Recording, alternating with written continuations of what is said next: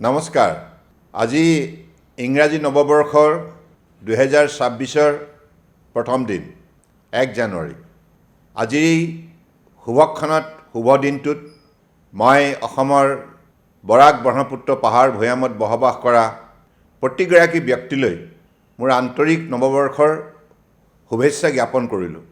জ্যেষ্ঠসকললৈ মই গভীৰ শ্ৰদ্ধা নিবেদন কৰিছোঁ। মই আশা ৰাখিছোঁ যে যোৱা এটা বছৰে 2025ত আমি সকলোৱে মিলি যেনেধৰণে পৰিশ্ৰম কৰিলোঁ তাৰ ফলশ্ৰুতিত আজি অসম ৰাজ্যৰ লগতে সমগ্ৰ ভাৰতবৰ্ষই বিশ্বৰ বুকুত এটা সুকীয়া পৰিচয় বুটলিবলৈ সক্ষম হৈছে।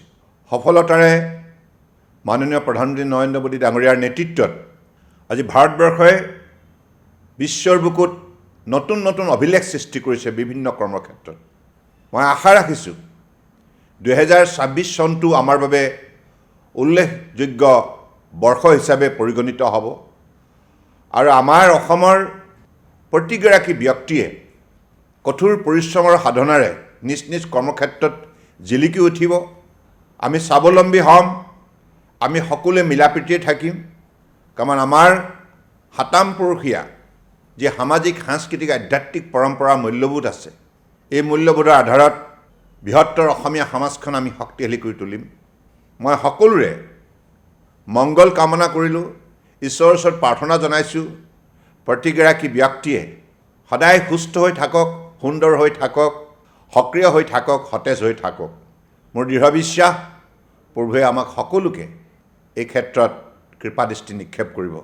আপোনালোক সকলোৰে জীৱন সুখেৰে ভৰি পৰক, আনন্দময় হওক আৰু মিলাপ্ৰীতিয়ে বৰ অসমৰ শক্তি বৃদ্ধি কৰাৰ কামত আত্মনিয়োগ কৰক।